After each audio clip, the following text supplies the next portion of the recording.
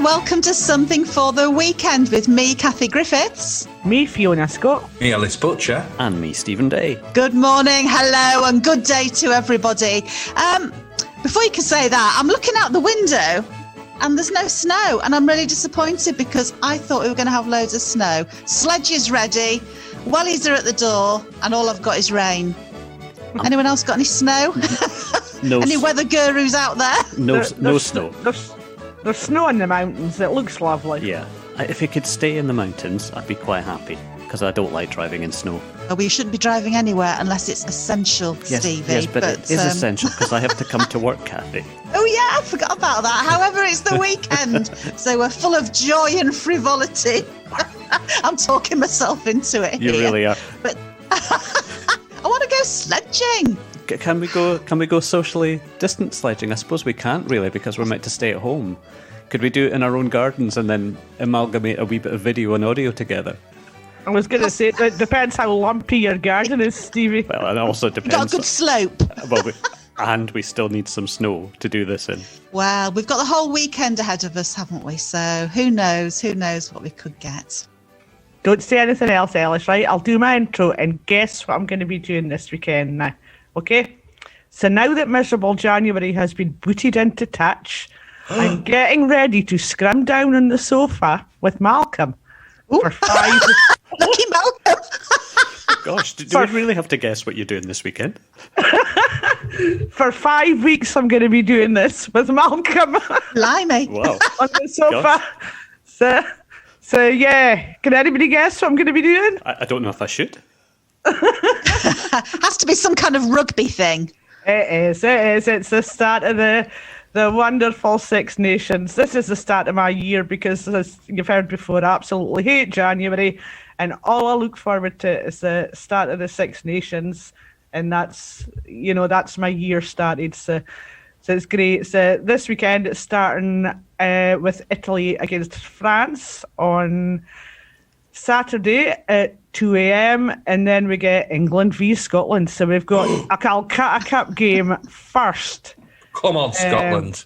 That's at 4:45 on Saturday, and then we've got another local derby on Sunday with Wales v Ireland. Just a cracking weekend of rugby. I cannot wait. Can I just check with you there, Fee? You said 2 a.m. for the rugby. Where's this being played? We're not playing in Australia. Sorry, Stevie. Thank you for that. Just checking. 2 p.m. on Saturday afternoon. So we've got from basically 2 p.m. till about 7 o'clock on Saturday as back-to-back rugby. Your weekend is sorted, isn't it, Fee? That's marvellous. We might have some half-time stovies or something. Oh, And Malcolm's managed to get a bit of time off work, has he, for this? He has. Good. Yeah. Good, I'm glad to hear it. So from a rugby pitch, is it a pitch for rugby? Yeah. Call it a pitch. Oh, from a rugby pitch, I will now pitch a new book of poems by Kenneth Stevens, who is a poet and an author who lives on Seil. Now, lockdown is tough for almost everybody, but in lots of different ways, depending on who you are and where you are. So I caught up with Kenneth. Now, because of lockdown restrictions, he's missed out on doing the sort of literary festivals and events, and he's even missed out on having an official book launch. So we'll do our little own book launch of his new book called Out of the Ordinary. And here's a little chat I had with him earlier this week. And of course, there's been a new book. Yes. Tell us about that. And there was no launch of that, Kathie. So, Out of the Ordinary is a new collection of, I don't know, probably about 40, 50 of my more recent poems, and some digging back to the distant past, with one of Christina, my partner's pictures, gracing the cover, which is rather wonderful, of a bluebell wood. So yes, there was no launch possible of Out of the Ordinary, and I think this is the first time I've ever done it in such a big way. I sent out. Talk about a round robin. I sent out messages to everybody I've ever met about Out of the Ordinary, really waving a flag for it. advertising flagrantly, and I've been able to send away a wonderful lot of signed copies with little letters to people, both known people and unknown. And that has felt a real privilege, because I realized that people were giving gifts of the book, sometimes to folk who were lonely, who were depressed, who were on their own, who were struggling, who loved poetry, or who didn't know poetry. And that felt an enormous privilege, just being able to write personal letters of, little bits of light and hope coming into, because of course one of the things that we still have and had was the mail. And that really felt, I think as an author, yes, it's been wonderful having the Garrett studio and the possibility of writing, but you also want to feel that you're part of a community and that you can do something to make the darkness a little bit less without overstating it. And that has been really lovely, just sending out books with messages. Absolutely. Reaching out and bringing a little bit of hope to everybody. Yes. Yeah, just a little bit. And also, I understand. So you've been really busy during this lockdown, because I also understand you've just finished a commission. So what was that about? Yeah, half an hour ago. Half an hour ago. Hot off the press. Yeah, literally. Well, I was, in a nutshell, I was commissioned by the Episcopal Church in Pitlochry and by the Pitlochry Festival Theatre, who run the first festival of the year, which is called Winter Words. And I've worked with them on and off through the years. They have a 5-year project at the moment called Shades of Tay, it's called, Shades of Tay, and as in the River Tay. And it's involving all manner of different creative practitioners to create things which are sculpted, as it were, in one way or another, out of the river, out of the story of the river. And I've lived in different parts of the Tay, and I love the Tay dearly, and I've written many individual poems about it. So this was to write something that I myself called River Song, which is about the journey of the Tay from source to sea, with different stories within it, my own stories and pieces of history, pieces of culture. It's a woven garment with many things. When will we be able to sort of hear or see that performed? Is there any plans for that as yet, or is it all still in the mix? Yeah, I think that the sadness, Kathie, is that, of course, they can't legislate for that. They can't know. So I will deliver it by the end of the month. But quite what happens, the hope was, it's interesting your question, the hope was that there would be performances as early as February. But of course, all of that has been swept away. So they have no idea when it will be possible. Maybe there'll be a podcast. That's one of the skills I've acquired through lockdown, is podcasting. So maybe there might be something with that. I don't know. It's interesting and exciting to see, but at the moment, nothing can be planned. Nothing is planned. I was going to ask, going back to Out of the Ordinary, would it be all right if I got time to read you one poem from it? Well, I was going to ask you if you would. So there you go. That would be lovely. I'm kicking back and listening. Go ahead. Thank you. Thank you. I thought I would read a poem from, actually, which was inspired by a place not far from here, not far from Seil. So it's a local poem. And it's about one of the Garvelach Islands, which Christina and I had the privilege of visiting with a group from Seil and Ling 2 summers ago.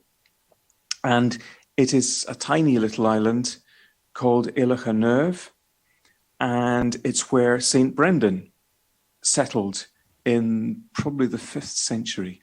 And it later, more than likely, became the retreat for St. Columba, and visited by Bridget, visited by Brendan, all the great saints. So this is a story remembering that. This is a poem remembering the story that I've just outlined of that Celtic Christian heritage. The Holy Isle. What was the point of going there, except to be apart, to leave behind the babble of the voices that could never know how many angels there were dancing on a pin? This was beyond, a place where silence spoke, a few fields scattered in between the rocks, a well of water for the quenching of their thirst, and beehive cells for shelter come the dark. These were the simple things that made their lives. What mattered more was breaking through from out of solitude and quiet now and then into somewhere else, a realm where they could know the voice of God that took them from the ordinary into a deeper light and out of time. Oh, I feel all relaxed now. You know, I've been to a couple of Kenneth's readings, and his voice, it just sort of lulls you. It's just like, listen, it's a lullaby. It's just beautiful. So, yeah, we forget, don't we? You know, when we're older, we might read stories to younger people, or we remember being read to ourselves. But when you get to be an adult, you don't really have that many people reading to you. So, yeah, so I hope you all enjoyed that. We're getting very cultured here, aren't we? We are. I quite like, you talk about as you get older, people don't read to you. I'm quite a big fan of audiobooks. Yeah, me too. Yeah. They're quite good. I read, I listened to the autobiography of Richard E. Grant, the actor. And he's got a really nice voice, a nice reading voice. Do you guys remember Jack and Ori from when we were younger? Oh, yes. Oh, yeah. Did you have your favourites like Bernard Cribbins and Kenneth Williams? Yep. Yeah. You know, Yep. some people that you still, when you hear these stories, you still hear those voices. Do you know Bernard Cribbins was and is maybe still doing the modern version of Jack and Ori CBeebies bedtime hour where they do their bedtime story? He was still. I'm I'm going to watch it. So am I. I think he's a great reader. Yeah, his voice is just fantastic. I mean, I remember him from Jack and Ori and the Wombles. I love the Wombles. and Doctor Who, but I don't mention that to Fee. Oh, no. Oh, you had to get it in. Kathie, talking of age and getting older, I've got a note here not to mention Zumba for seniors. Only because the weather has been so miserable recently, I was getting worried that I wasn't doing enough exercise. So my daughter said, Mum, you know, we can do this thing where you go onto some magic channel thing. It might be something to do with kind of Netflix or something. Anyway, one of these weird and wonderful things that you can do. And you can bring these people onto your screen, onto your telly, into your lounge. And it was a woman from America doing Zumba for golden years or something. She was called Pat. Very nice lady. And she was putting us through our like Zumba steps, but I think it was at a reduced pace. But it was quite good, you know. So, yeah, anyway. Tell me, what are golden years then? Come on. I think it might be our age, Fee. Oh, dear, like 5 and then a bit of a 0. You are? Hey, Fee, you are? I'm just presuming. That. But that, yeah, do you know what? But that kind of exercise, yeah, it was good. It was good. Yeah, I'm not going to say I'm going to be on Strictly anytime soon, but it was good fun. And you know what? For moving around, you do feel better. You know, if you've been sat at your desk all day or not been out and had some fresh air and you can't go out for various reasons, just to move around or put the radio on, have a bit of have a disco, a kitchen disco or something. It does make you feel better. There you are. If you're stuck for something to do over the weekend between rugby or whatever you're doing, yeah, have a bit of a jig. Why not? Well, I'll tell you what, if we're speaking Zumba for the golden era, then I've got the perfect tune coming up to do this to, because I can just imagine doing a wee bit music and movement to this song. It's Fally Fally Ora, and it was performed at this year's Celtic Connections online, which is now finished. But it's the 2021 big band with guest singers. So I'll try and get these all right. We've got Caitlin Smith, James Graham, Callum Alex McMillan, Manny McLennan, Misha McPherson, and Ailey Cormac. So this song was written by the Melbus Bard himself, Murdo McFarlane, and marks 100 years since his birth. Murdo had a big influence on the Gaelic scene and really changed the way that Gaelic song was performed. He started the Mahogany Band in the 1960s, and they were one of the first bands to put guitar and other instrumentation to Gaelic song.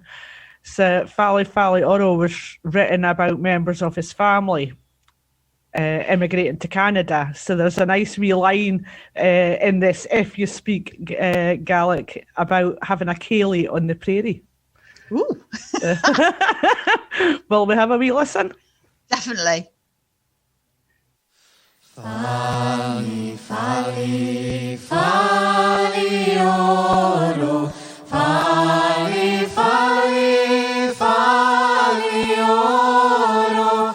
Fally, fally, fally, oro. Skianen gian on jak miljoens.